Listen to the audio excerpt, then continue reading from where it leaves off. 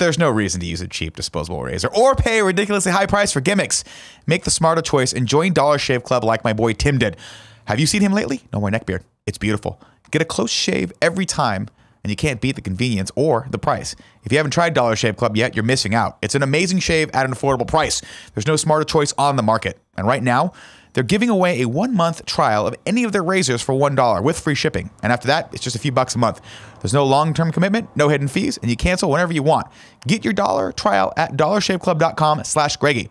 That's dollarshaveclub.com/Greggy.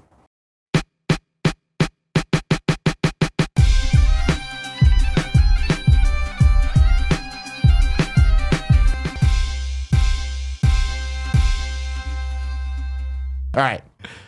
Next topic. Blockbuster. Blockbuster. So here's the thing. I want to talk about Blockbuster Video and whatever little mom and pop shops you got going around. Sure. Andy and I were doing a Gamescast exclusive for last month where we started talking about Ultimate Video, which is this mom and pop video rental house that existed back in the 90s. And you had a whole bunch back in wherever the fuck you were from, Texas. Yeah. Like Vulcan Video.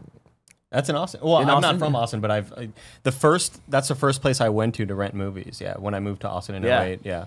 I love Are video. they still around? I don't know. Vulcan won some kind of Jimmy Kimmel commercial contest where Jimmy Kimmel's and Matthew McConaughey produced a commercial for Vulcan Video. It's when he came down for like South by last year. Okay. But I think they're on a tiny little, was by the university, tiny little video shop. And then as everything else in that home video industry is kind of shrunk. It's like the hipster film spot where like all the film buffs are there talking about pontificating about fucking movies that nobody gives a shit about. Like, and they write the notes on, like they have little white stickers. They put them on the DVD covers, and it's like Bill or whatever. Bill's like, this movie fell apart halfway through, can't stand it, but it does feature a young Natalie Portman or something like that. Yeah. See, that's cool. I like that. There's still like that culture of people that are just like, I just want to keep like this sharing kind of going on and spreading it around. It's like real life internet. Yeah. In a way. Sure. Internet commenters. Yeah. Making $5 fuck an hour. this movie or whatever. Just angry people on the internet. Yeah. Yeah. It's just weird that like the home video thing was so important to culture for so long, and then it's just gone. Yeah. You know, and like that happened in the blink of an eye. Like within 3 years, the Hollywood Video, Blockbuster, like all those mainline ones just like fell off the face of the earth. And it was because of things like Netflix coming out, changing their model. Even Netflix going from being the rental service where they would send you shit in GameFly to streaming, like that just killed it entirely. Yep. And I'm especially bummed by that because video store clerk was like my backup job. If, you know, either everything fell apart and I couldn't get a job doing something else, or if I made enough money where I didn't give a shit, I would love to do that. Like just hang out in a friggin' video store all day long and talk about movies. And that was the always same like shithead kid call you over and over. Hey, is Godzilla on VHS in yet? That was me. I did that. You're that guy. You wanted the Matthew Broderick. I wanted the Matthew Broderick 1998 Godzilla movie, and they just kept fucking selling out. But that was the thing. They had those like weird tier plans. Like this was like before crowdfunding and Patreon or whatever. But it'd be like, all right, new releases cost $5, and you only get them for 2 days. But then old movies, we'll practically give them. You get 3 for $5. Sure, yeah. And it's just like, but that really made you think when you were a little kid. You're just like, all right, like Rush Hour 2 do and I want 3? to see Rush Hour 2? Hell or yeah. am I going to watch these things that have boobs on the cover? You know what I mean? The amount of times I was in a Blockbuster just walking around and like I'd see like an attractive girl on a box of a movie that I didn't know about, and I felt so wrong looking at it. And I'm like, but I couldn't. So I kept walking back. Everybody and forth here on knows I have a boner. Everyone here is looking at me, and they know. But I'm looking at the back of this Idle Hands box, and it's Idle doing Hands. things to Oh my me. God. good choice. Oh yeah. Holy shit, Jessica Alba. Jessica Alba. I think there were changed me. Taught me things. entire movie franchises that came into existence solely for the box art to be displayed at Blockbuster. Like those Jack Frost movies with the Killer Snowman. Oh, yeah. They had holographic covers. You remember? Where you, Oh, they sure did. But didn't Jack Frost start as a family movie? And it didn't turn into... No. I think those are two separate That's the movies. Michael Keaton family. But am I wrong? Was there ever... And then halfway through the movie, Michael Keaton's like, fuck you. Yeah. If I remember correctly, the horror franchise started with 2. No. Get out of here. I think it branched off. Like, This franchise got way I was cooler. always under the understanding that it was just like going off the popularity of the I Michael love stuff like that Keaton you learn as a kid that's completely wrong, but you're like, one. I No, swear that has this to is be true. Yeah. true. No, the first movie was, I don't think it was called Jack Frost. Like, obviously he was Jack. No, but he was a fucking snowman, though. Jack Frost 2, Revenge of the Mutant Killer Snowman. Yeah, you don't remember this? I totally do with the holographic thing. No, but No, Jack. I remember it too, but No, but Jack Frost, the first one, isn't the one with Michael Keaton. It's a different movie. Yeah, what's Oh, okay. okay. So there's this shit. he's a snowman. This is not Michael Keaton's no, movie. no, That no. is not Michael no, Keaton's no, movie no, right it's there. not. 97. I was wrong. Yeah. Well, That's like with that 5 event, years though. after Batman. Yeah. I think he would have been, still. Times have been tough on Keaton. Oh man, but that was the thing though. Is like I would rent movies like that just because they looked cool. Exactly right. An entire and then they would become enormously successful at home video, and they would make 2 or 3 more. And these huge franchises were built just because of cool box art. Yeah. God, God, box art's rad. Yeah. I remember renting a game called Running Wild, and it was a racing game where you're just animals that ran. And I was like, this looks cool. And This is fucking now, up. was it cool? No, No. not even a bit. But I rented it because it looked awesome. And Yeah. the animals look cool. That's See, why I rented Mega Man Soccer because the box art. I'm like, oh shit, that's Mega Man playing soccer. I am so sold on this shit. Mega Man Soccer? Mega Man Soccer was a thing on the Super Mutant Nintendo. League football. Yeah, all dude, the- there's so much shit. I don't think I ever played Mega Man Soccer. There was a soccer game on the original Xbox I freaking loved. It was a Sega game. And it was Soccer. I'll look it up, but it's so great. It was backwards compatible on the 360. It was so fantastic. But so with the thing about Blockbuster, it's not just movies. We would rent video games, and you could rent a video game console there. Oh yeah. Oh, yeah. PlayStation 2. Yeah, there was an ice storm in Austin. It's the reason I got back into console gaming. Because I was exclusively PC gaming. I grew up playing Commodore 64 because I'm old as fuck. And then I played PC games. I had an Atari when I was a kid. Never really got into Nintendo. I hated the Square controller, but I hated it. And then there was an ice storm in Austin. I was living with Matt. And we were iced in, and everything was canceled. So we just walked down to Blockbuster, and we rented a Nintendo 64, played Mario Lit some 64. candles and just fell in love. Dude, it was magical. Yeah, weekend. yeah. Magical. That sounds like a great night. Yeah, It was awesome. that sounds fucking Partying awesome. back. Yeah, Iced dude. in, playing Mario Listen, 64. I'd go way deeper on this weekend if you want to. We got a case of Cokes, which when you're in college, it's like the Coke's in the bottles, not the cans. Okay. So it's serious. And we put it out on the porch because it was an ice storm, and everything kind of froze just a little bit. So you had the man. Coke, and it was like... You could feel the flakes of ice. Yeah, you get to Yeah. the ice level in Mario 64, like World 3, and That's you're just right. like, this feels so real. Console gaming, man. Also, I was in college, so I could drink 12 Cokes in a weekend, and that was okay. Yeah. Yeah. Well, I drank 18. That does- Matt only got 6 of them. So. Oh my god.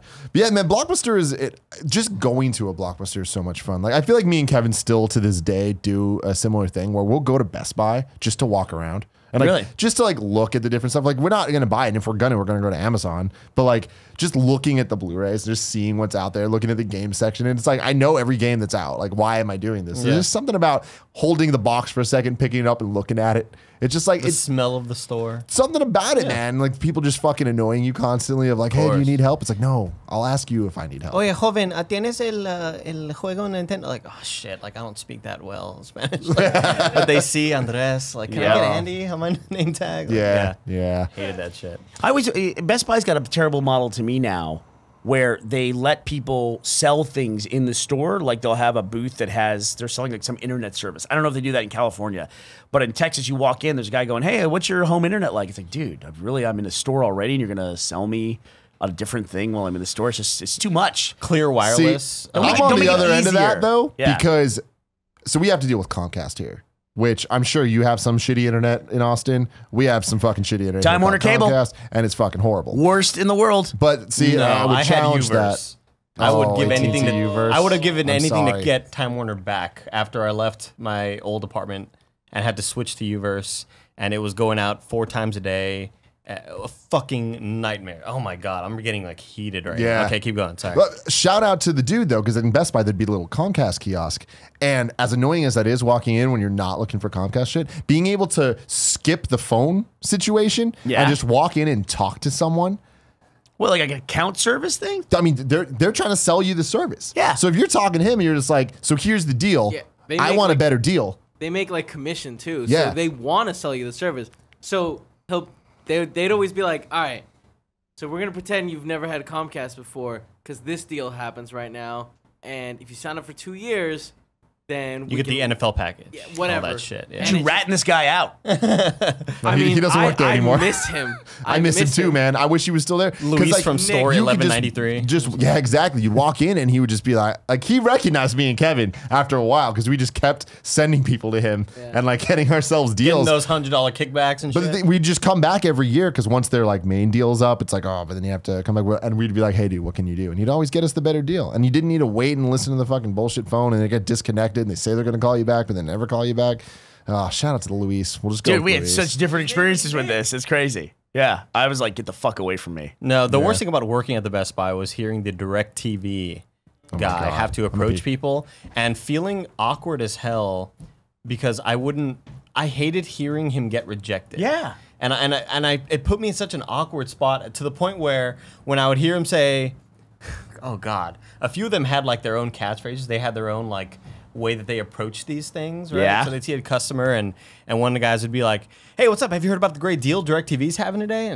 And I was just like, oh God, I'd have to walk away and like talk to myself so I could like, oh, I don't want to hear this guy get rejected. It was awful. Which is like, it does feel a little door-to-door salesman when you're in a retail store. Yeah, You know? And you've already 100%. made the choice of, look, I could get this on Amazon and get it tomorrow. Yeah. But I'm going to go into Best Buy because you're here and I'll get it today. And then you're like, they just make you deal with so much shit.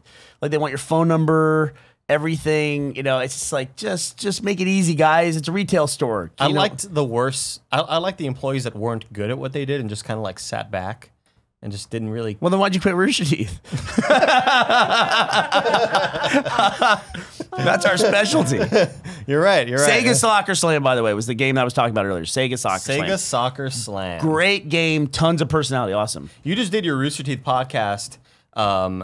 Your fucking the new thing that you've been doing recently is like when Bernie forgets about what topic he was trying to talk about, you'll revisit it. Yes. I love that. Yeah. That's such a great little thing. Because it that drives you do. crazy when you're like, oh man, I was in the store and this guy said this crazy thing. And like, Gus like, I was in the store. And it tells a story about fucking melted ice cream or something.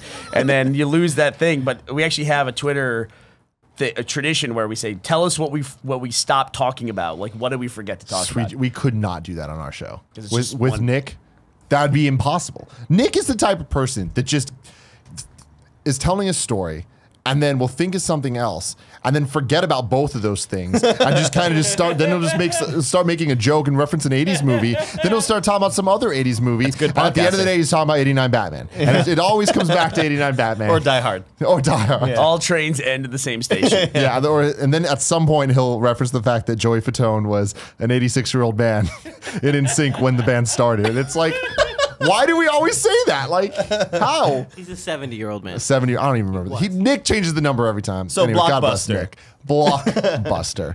Man, going back to it, like I was talking about how I just walk around in the Best Buy. It's like Kevin and I would like, in our younger days, go to a Blockbuster without even intentions of renting and just to like kind of walk around and like get educated. It was like walking into what we now think of as Wikipedia. You know, you kind of go down that rabbit hole of like, oh, I wonder what other movie, or IMDb, right? It's just like, it's fun to kind of do that whole spider web of figuring things out. But like, I'd love to just like kind of like look and what's the history of drama movies, you know, just kind of walk through and read the back of boxes. Yeah.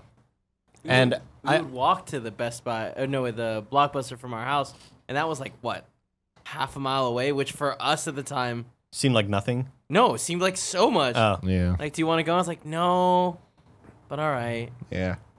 It got me thinking about it though. Like, it got me thinking about the way media is as a business, because when I was a kid and I go to Blockbuster and you'd see the wall of new releases with all the tapes facing out, and you could see clearly this movie is 4 shelf units and this movie's half of a shelf unit.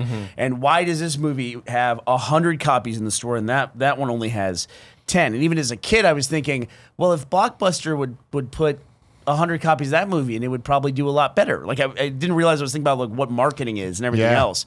But having done some retail stuff with Red vs. Blue DVDs, all that stuff is paid. Like posters on the wall and things like that, how many movies they place and everything, all of that is a very intense negotiation and sometimes a lot of money. Like a poster on a wall in a retail shop, if it goes in every store across the nation, can sometimes be just, I mean, it advertises what's in their store, but they still make you pay for it. Sometimes to the tune of like $80,000 to $100,000 Yeah. to put up a poster in the store. You know, it is across 2,000 stores depending on the Yeah. chain, but it's something you don't think about. And then they take that out of your cost of whatever they sell it for and what they're going to pay you. It's all this like cycle. I mean, I'm sure it paid off at the time. Obviously, it doesn't now because they don't exist. But it's the same idea of like when you go into like a record store and like or even GameStops now do it, where it's just like whatever's on the front of the aisle. Like that is prime real estate killing because it, yeah. people are seeing that and they're like, oh, what's this? Why does it have its own little kind of This thing matters. showcase? Yeah. I think if you go to the thing that pisses me off about GameStop, I hadn't been in one in forever until I needed a Nintendo Switch case. And I guess that's partly my fault because I hadn't been in one forever, but their wall has empty boxes of all of the shit that they sell. So, of course, I walk in and I'm expecting like, oh, here's this empty box. I'll take this item, which you probably have somewhere in the back. Like, no, we're sold out of everything. Yeah. I was like, well, why do you have it? Why is it there? I just want to talk to somebody. Yeah. Well, I mean, it's interesting seeing GameStop go through what Blockbuster went through, which is now you go to a GameStop and it's more a hot topic than it is a game store. Yeah. Where it's just Funko Pops and clothing items and just bags and a bunch of that shit. Keychains and Keychains, shit like just a that, bunch of yeah. like just tchotchke shit, right?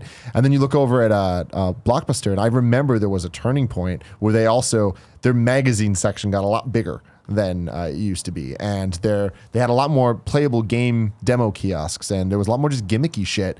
And then there was like clothing racks, and I'm like, okay, this is the beginning of the end. And then they opened up the Game Zone or whatever the hell, and it was just like half the Blockbuster ended up being a video game store. Hollywood Video had that thing as well, where Hollywood opened up Game Crazy with a store within the store. Yeah. And where it was like, it didn't have the same color scheme. I remember it was, Game Crazy. It was green colored, and it had it had its own look.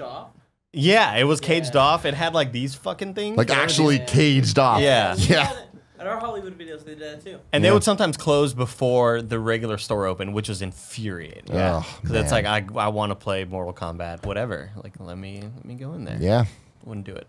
It's so crazy to think about because like even the game stores, those things like explode and there was a bazillion of them and then all of a sudden it stopped. Like I remember growing up, there was Funkoland, GameStop, and EB Games, and the Babbage's. EB. We didn't have Babbage's, oh my Babbage's here. God. Okay. But Forgot about EB was so big in San Francisco that the Embarcadero store, I've told the story before, was 3 stories in the Embarcadero Center. Each story was a different console. Oh my awesome. God. So it was Nintendo at the time, Sega? Sony, and then Sega and PC shared one. But it was just like That's fucking crazy. it was fucking crazy. Yeah. And then at the mall near Ceremony, there was a EB and a GameStop. Then eventually GameStop bought them. So there's just 2 GameStops across the street. There was 3 more GameStops, and I'm like, we don't need this many damn GameStops. Nope. Yeah. It's great. And then now they're gone. Now Where they're do you- gone. Now Where do you there's just camp like- out for the midnight releases? Yeah. Man, what a great time that was. Like waiting outside of a Hollywood Video for Halo the 2. Halo 2 release was Yeah. just like, oh my God. Those are the November days, 9th. man. I miss It's that interesting shit. how, like, I think like, geek culture lends itself to line culture as well, because the first movies that people would line up for well in advance were the Star Wars Star sequels. Wars, They would yeah. camp out for that kind of stuff. Jeff and Gus camped out like 4 days for episode Episode 1. Oh man. Oops. But yeah, I've lived through that retraction twice in a way, because the arcades were the same way. Oh, yeah. In the 80s, I mean, arcades were everywhere. And if you went into a convenience store, every gas station, every bar, everything had at least 2 or 3 video game cabinets in it. And that just kind of stopped. You know, we do a series of documentaries at RT. And one of the ones I've been pushing for a while is something that not a lot of people know about, which is there was a massive crash in the video game industry in 1982. Like after Pac-Man fever and all that, and the Atari was huge and everything. The reason why there was nothing between the Atari and the Nintendo was because in 1982, E.T. the E.T. and Pac-Man. Pac-Man on Atari doesn't get enough credit for how much damage it did. It fell apart so quickly that the video game industry declined by 95% in 1 year. it just dropped off a cliff, and it was over. It was like, oh, that was a cool trend. That video games thing, that was okay. And then it just went away until Nintendo released the NES and just lit everything back in fire. Now it just seems like it would be impossible for the video game industry to go away. Yeah, no, I mean, and even the arcade industry, it's crazy to see. Like, so yeah, it did the same thing there, and then it came back with the Street Fighters and the the fighting game community and all that stuff in the 90s, and the arcades were huge. And then DDR like lit that shit on fire again, and the arcades were the hotness for like 2 years, and then just tanked. And now there's just things like Dave & Buster's that are like bringing it back in a different way. All ticket stuff, and like it's prizes. all ticket based, and it's all app games, like phone games, just giant. It's just a giant touchscreen of Flappy Bird, and it's like, holy crap. Well, I mean, Crossy Road. You can get it, better than any game I ever played on mobile device. It's perfect. It can't compete with that. Yeah. They had to do stuff like DDR and those jet ski games or whatever because they were controllers you couldn't possibly have at home. Well, that's the crazy thing about arcades is DDR happened, and around the same time there was Top Skater. So you're on the skateboard, and then there was that punching game where there's like the actual punching bag in front of you, and you would punch it. And it's like it's crazy because you can actually see. All right, cool. Then Guitar Hero came out, and DDR wasn't home, and the Wii happened with motion controls, and all that gimmicky shit went out the window because people got fucking sick of it. So it went from being the thing people would pay $1 for instead of 25 cents to being the thing that everyone was just like, I have enough bullshit in my closet. I don't want it anymore. Yeah. And that happened over the course of like 5 years. The music game thing fell off so freaking fast. And then they tried coming back. Yeah. It was huge. It was every convention you went to, they had tournaments with, Guitar Hero and Rock Band, and then just overnight, gone. I mean, Freddie Wong is a perfect example of somebody that rode that motherfucker to the sky. Yeah. Jumped off in a golden parachute right before it ended, and then started a whole new career out of that shit. Yeah. Like, you wouldn't think a guy would transition from being a world competitive Guitar Hero guitarist to visual effects superstar. It's just like, how do those two things cross over? The thing is, he did such a good job, even at the time of, like, he knew that, like, the Guitar Hero thing could only last for so long. But even then, he was making VFX-fueled videos about Guitar Hero. Like, there was that guy that did, he did some video that was, like, playing Through the Fire and Flames on Expert, and that video went viral. And then one of Freddie's first videos was him being like, oh, you think that's fucking cool? And he kind of played a character, like, kind of like Andy plays his, like, 30-second review character. Freddie played this character of him being a fucking rock god on the plastic guitar, and he did a video of him on a bike playing while he was riding his bike, perfecting through the Fire and Flames. And then there was a bunch of VFX shit on top of it, and that shit went even more viral. And that kind of like launched his whole thing on YouTube. You just know you're huge when South Park parodies you. Yeah. Like, and that's what happened with Guitar Hero. And oh man, like, those Guitar Hero was such a huge part of my growing up in high school, like just playing with friends and just trying to be good and be like, man, I'm way better at an actual guitar than this bullshit. But yeah, fucking arcade games at home were a thing that I never had the luxury of having. Like, really? DDR, fucking, the only thing I ever got close to was the Nintendo Olympics fucking the track and field. Oh, you mean having an actual arcade cabinet at home? No. Like just anything gimmicky, like anything peripheral based. Yeah, anything peripheral based. The track and field thing was like the closest thing that I ever experienced in a home, and it wasn't my home. Yeah. Yeah. I don't think I had anything like that either. Thanks for watching this episode of the Game Over Greggy Show. Click here to subscribe. Click here to support us on Patreon. Click here to see other episodes. Click here to go into a portal to take you to Kind of Funny Games. I'm Greg. I kind of made all this happen. But I mean, not in like a conceited way. I'm just saying if I didn't want to do the Oreo show ever, then it would have never happened. I hope Kevin isn't mad at me. You mad at me, Kevin?